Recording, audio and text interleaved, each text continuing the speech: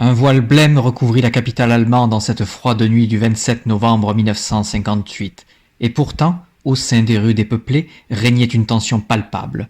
En effet, quelques heures auparavant, le chef de l'État soviétique et premier secrétaire du parti Nikita Khrouchtchev s'était exprimé avec fermeté sur la situation politique particulièrement tendue à Berlin. Au cours de son allocution, il avait en effet dénoncé l'ordre international instauré à Berlin-Ouest depuis la fin de la Seconde Guerre mondiale. Son ultimatum fut aussi brutal que sans appel.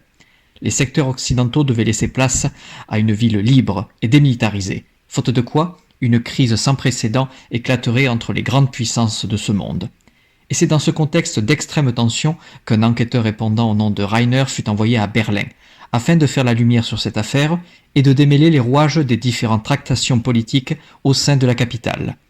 Ces précieuses informations étaient destinées à son employeur, une organisation tapie dans l'ombre et porteuse de grands projets.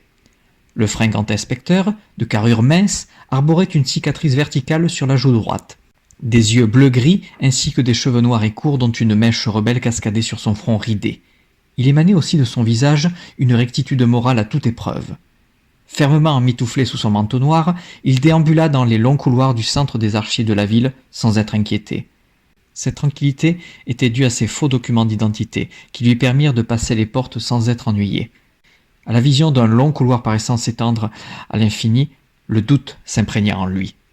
Une lueur argentée à sa gauche détourna son attention.